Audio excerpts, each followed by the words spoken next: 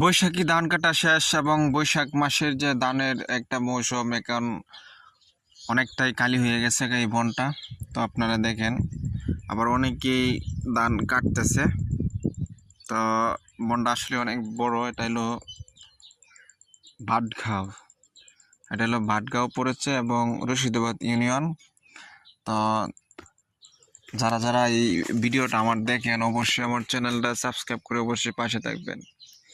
অনেকেই প্রশ্ন করতে পারে যে ভাটগাঁও এটা কোথায়? এটা হলো কিশোরগঞ্জ রশিদাবাদ ইউনিয়ন। ভাটগাঁও হলো গ্রাম।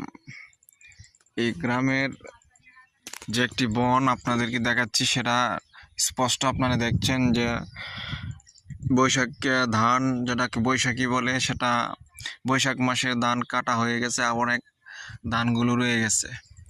তো দেখেন সকলেই, আর অবশ্যই আমার এই চ্যানেলটা সাবস্ক্রাইব করে অবশ্যই পাশে থাকবেন।